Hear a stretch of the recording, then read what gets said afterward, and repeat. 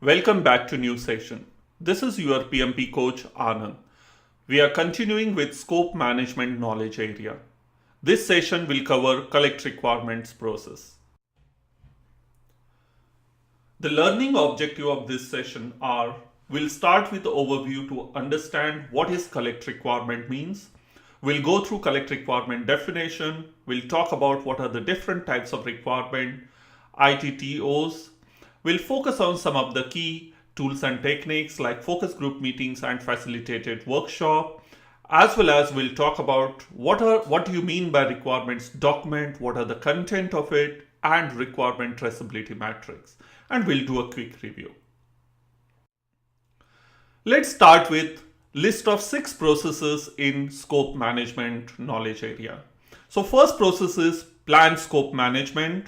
Second, collect requirement. This is what we are going to learn. Third, define scope. Fourth, create work breakdown structure. This is where we will finalize our scope baseline. First 4 processes are part of planning process group. Next is validate scope, which is business acceptance of a deliverable. And last one is control scope. This is where we will ensure whatever has been agreed as per scope baseline that get delivered, nothing less, nothing more. So last 2 processes, validate scope and control scope, are part of monitoring and controlling process group. So let's start understanding requirements. So what are requirements? Requirements are set of demands, necessities, needs and constraints highlighted by stakeholder. Customer may not always know what they want. Sometimes they can tell you what are their problems or constraints. And your project team or business analyst has to develop requirements based on the information provided by various stakeholders. Who provides the requirement? They can be specified in the project charter, business documents like a business case, or agreements, that is contracts with vendor or business partners, or from various stakeholders like sponsor. He will be able to provide critical strategic requirement. Sometime they might explain you must have requirements. Business users, SMEs, may provide business requirements. Operations, they might provide you requirements to ensure smooth operations of the system once it is handed over to them. And there can be requirements coming from various other stakeholders. They may provide stakeholder specific requirements. Who collects the requirement? Again, it can be a project manager who will collect project management requirement. Business analyst will collect business or stakeholder requirement. System analyst will collect system requirements, or quality analyst will collect quality requirement. Again, on a smaller project, most of these activities might be done by project manager or business analyst, but on a larger project, there will be various stakeholders, various team members who will be providing and collecting requirements. Let's look at a process definition. Collect requirement is a process of determining, documenting, and managing stakeholder needs and requirements to meet the project objectives. Requirement should be unambiguous, means there should not be any contradiction between 2 or more requirements. It should be traceable, means there should be logical link between individual requirement and other systems. You can trace a single functional requirement backward to its origin, such as you can trace it to use cases, product features, or business rule. Requirement should be complete, it should be consistent and acceptable to all stakeholders. It means all stakeholders should agree unanimously on the given requirement. Collect requirement process is base for defining and managing the project scope, including product scope. There are different types of requirement: business requirement, stakeholder requirement, solution requirement, transition requirements, project requirement, quality requirement, health, safety. There can be different types based upon the industry in which you are executing the project. Let's try to understand them in detail. Business requirements. It describes the higher level need of the organization, business issues or opportunities, and the reason why project has been undertaken. The source of requirement can be found in project charter and or business case documents. Stakeholder requirements. It describes the needs of a stakeholder or stakeholder group. These requirements are found by engaging with various stakeholders. For example, in finance upgrade project, cashier may request a special barcode scanning feature on the invoice to reduce time taken to collect the money. Director may ask if there is outgoing payment above certain limit, then it should go through his approval. Solution requirement. It describes features, functions, and characteristics of the product, service, or result that will meet the business and stakeholder requirements. There are two subtypes of solution requirement, that's a functional requirement and non-functional requirement. I will talk about this later in the session. Transition requirements. It describes temporary capabilities such as data conversion and training requirement needed to transition from the current as-is state to the future to-be state. For example, in a software project, if project is replacing old legacy system, then there will be a requirement of migrating data from old system to the new system. Project requirement. It describes the action, processes, or other conditions the project need to meet. For example, what are the constraints on the budget, schedule, or quality? Project sponsor may say, this product deliverable has to be delivered before so and so date. Quality requirement. It helps you to capture any condition or criteria needed to validate the successful completion of project deliverable or fulfillment of other project requirements. As we discussed on previous slide, solution requirements are further grouped into functional requirements and non-functional requirements. Functional requirements describe the behavior of the product. For example, business process, data, and interaction within the product. Non-functional requirements describes the environmental conditions or qualities required for the product to be effective. For example, security, reliability, performance, safety, level of service, supportability, etc. So let's talk about inputs, tools and techniques, and output.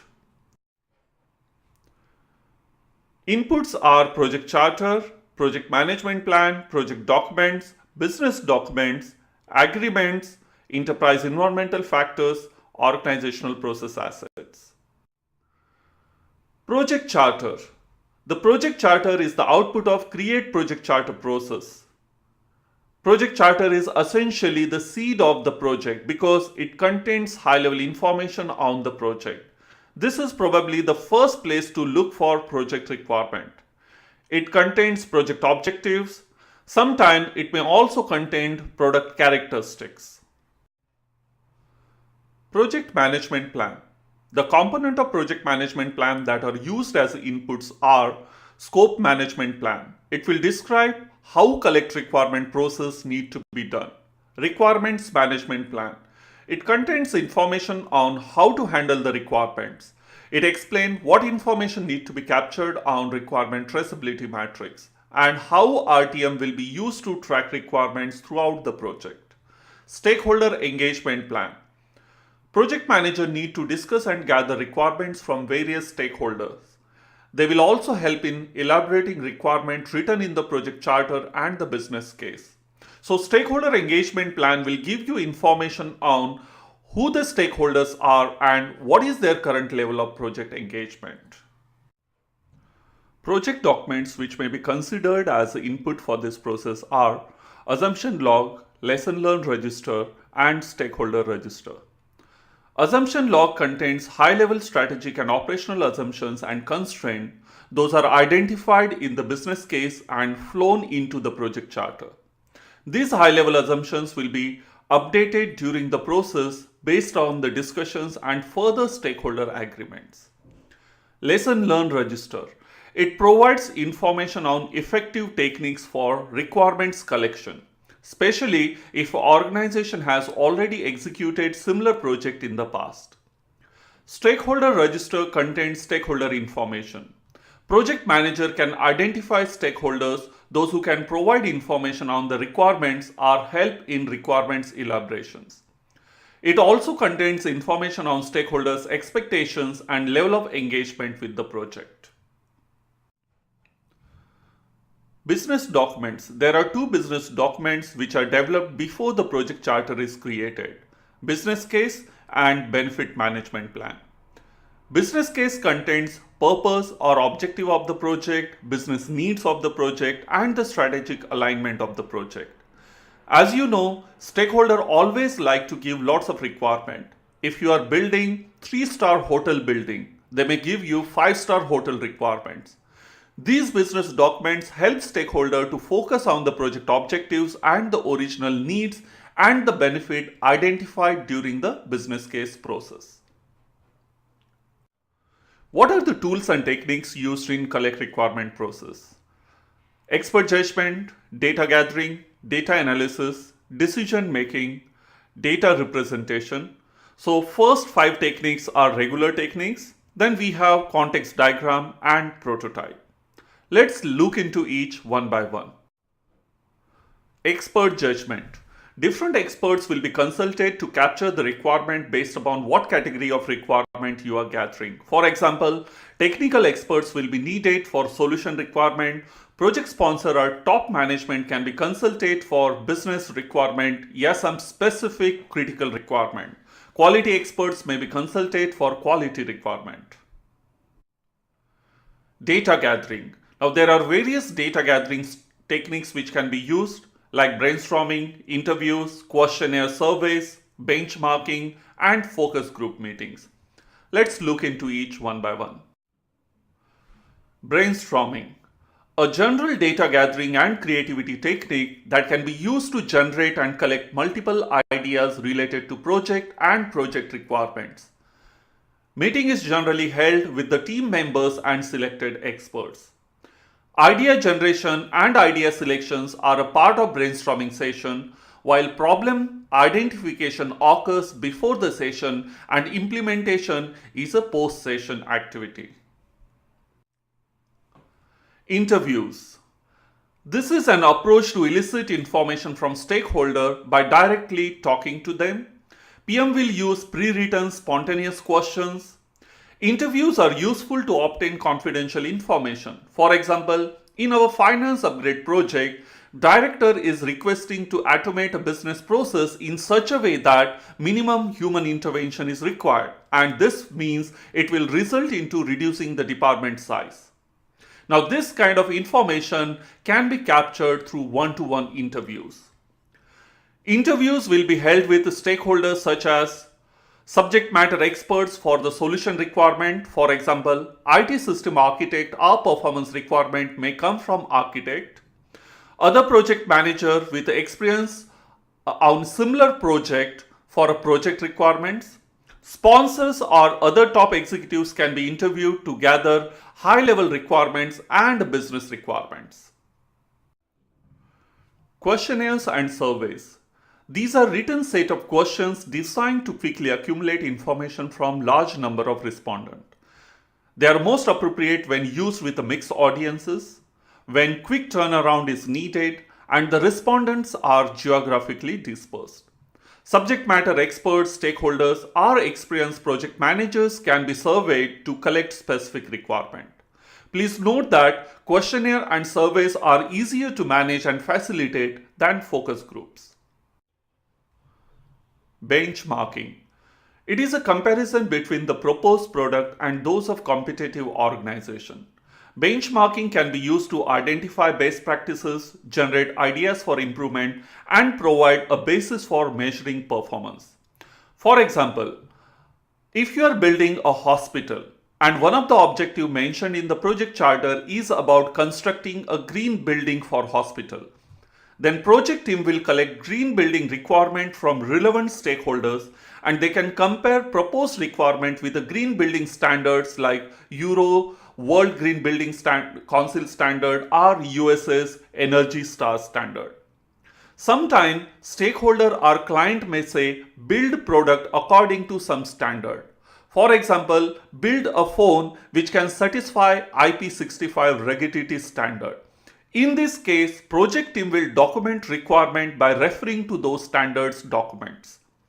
The organization compared during the benchmarking can be internal or external. Focus group. An elicitation technique that brings together pre-qualified stakeholder and subject matter experts to understand their expectations and attitudes about proposed product, service, or result. Remember, a trained moderator is used in the focus group meetings. Data analysis. Once potential requirements are gathered from all stakeholders, you need to analyze those requirements. This is where document analysis technique will help.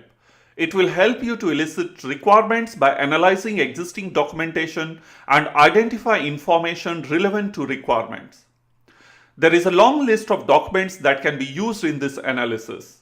Business plans, documents like business case and benefit management plan for business requirement, use cases, request for proposal, agreements like contract, issue logs can be used for solution requirements.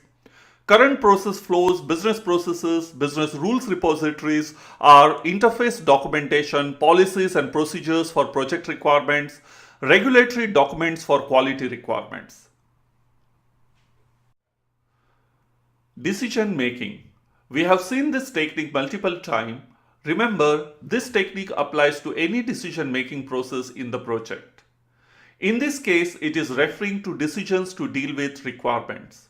For example, if there is no agreement on one of the requirements between two key stakeholders, then you cannot include this requirement in current form in the requirements document. To deal with this situation, you may use decision-making techniques like multi-criteria decision analysis, voting, and autocratic decision-making. Multi-criteria decision analysis provides a systematic approach to evaluate and rank many ideas or requirements. Once the analysis is complete, then it is time to make a decision.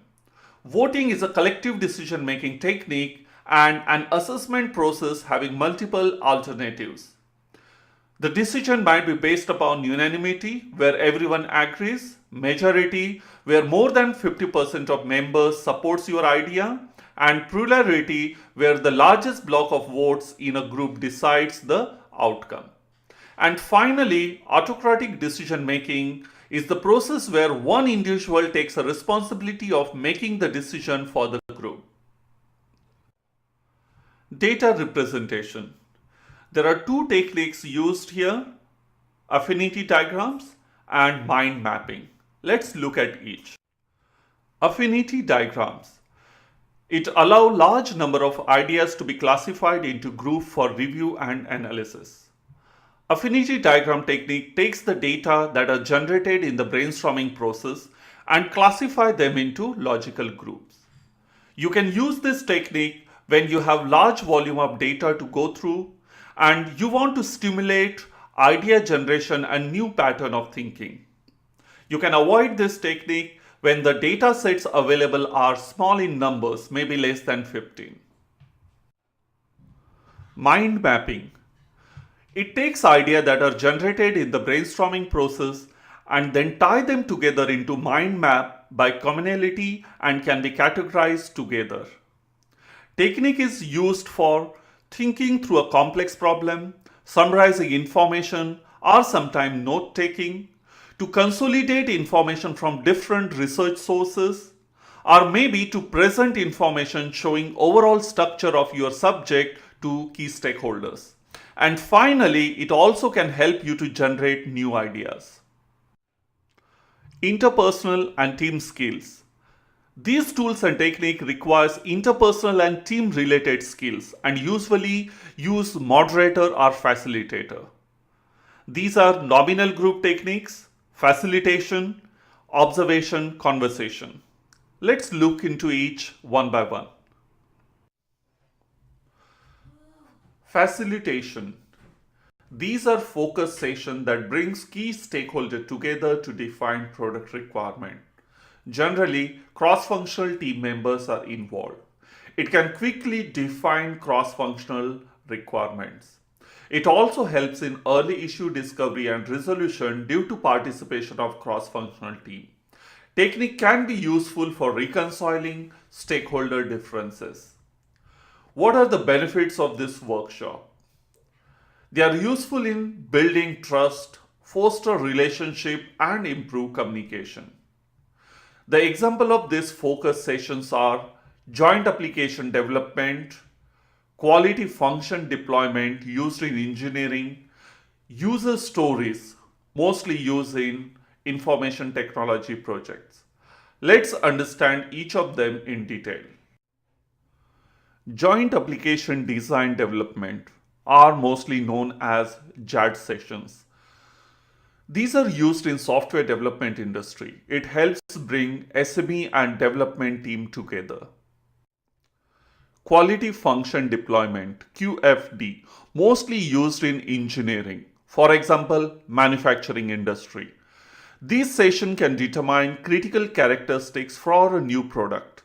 The process starts by collecting customer needs, also referred as a voice of customer VOC. These needs are then objectively sorted and prioritized.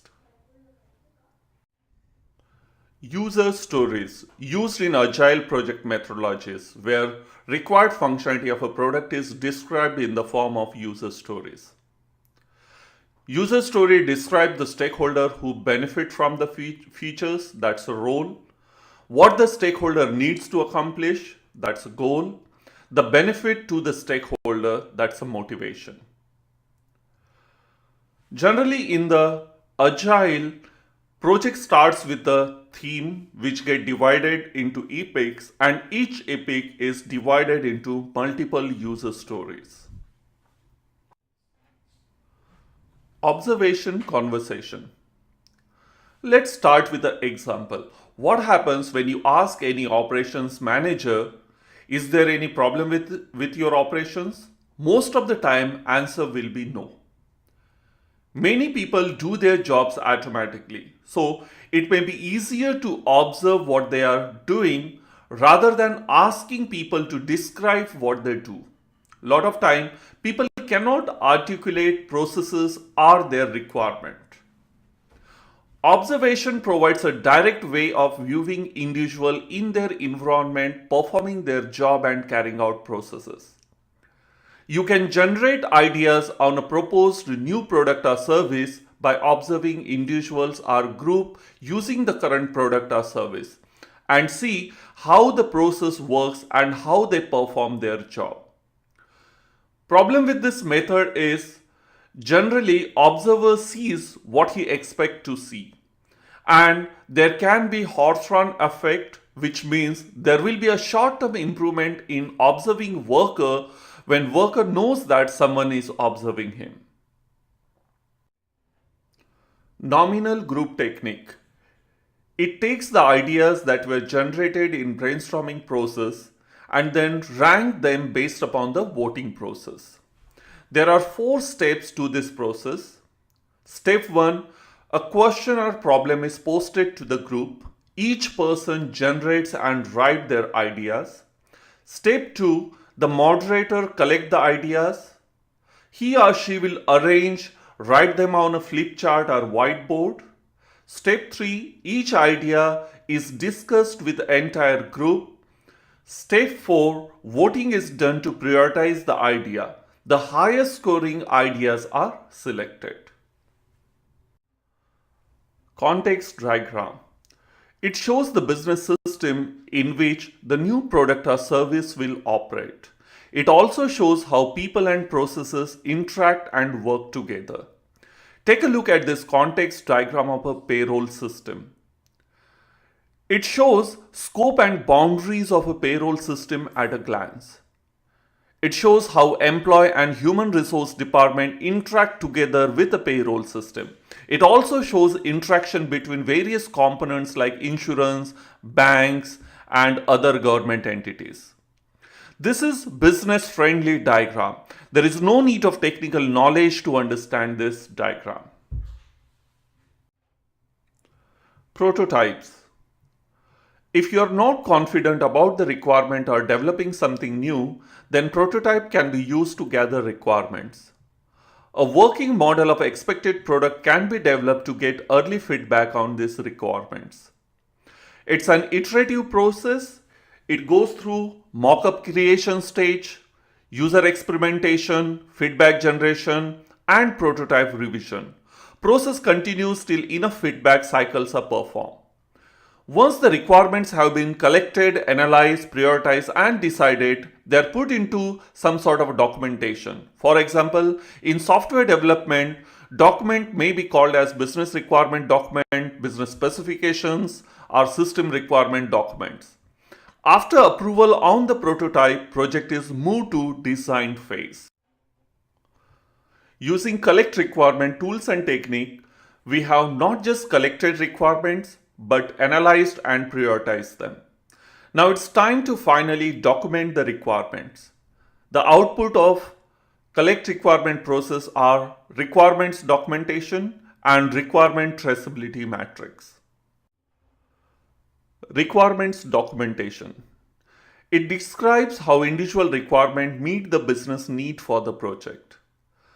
Requirement document may contain many types of requirements like business requirement, stakeholder requirement, solution requirement, transition requirement, project requirement, quality requirement. It may vary based upon the industry in which you are executing the project. It will also have assumptions, dependencies, and constraints. For example, in software development project, this document might be called as BRS, a business requirement specification, or reporting requirements document. Requirement traceability matrix. It is a grid that links product requirement to their origin and to the deliverable that satisfy this requirement. Origin means here how they are originated from project charter, from the business case, who are those stakeholders who had given this requirement, or is it linked to regulatory requirement, etc. Requirement traceability matrix help link the requirements to the business value by linking to the business and project objective. It also helps track requirement throughout the project lifecycle and helps in customer business acceptance. RTM is a framework for managing changes to the product scope throughout the project. Imagine one of the stakeholder comes to you asking some modification to the requirement. And then you refer to the RTM and then you find it out, well, this is the same stakeholder who had given this requirement earlier. Definitely, you will have more power, more reasons to discuss and fight with that stakeholder based upon whether that change is really required or not. Typical attributes used in the requirement traceability matrix are identification, which is a unique identifier, requirements description, source from where requirements are originated, owner, who is managing this particular requirement, usually someone on the project team or subject matter expert, deliverables, what are the deliverables that satisfy the requirement, whether requirement is included into product design, whether it is included into development, what is the current status like approved, cancel, active, assigned, completed, what is the priority of this requirement, and what are the acceptance criteria. Above information on RTM gets updated throughout the project lifecycle. Great job. We have completed collect requirements process here. Let's do a quick review about the topic covered so far. So we started with understanding what is requirement. We gone through different types of requirement like stakeholder requirement, business requirement, functional, non-functional requirement. We discussed various tools and techniques. For example, focus group, facilitation, observation, and conversation. We also talked about prototypes and context diagram. And then we discussed what do you mean by requirement document, what are the content of it, and what is the traceability matrix and how it helps us in managing the project. Keep learning. See you in next session, define scope process.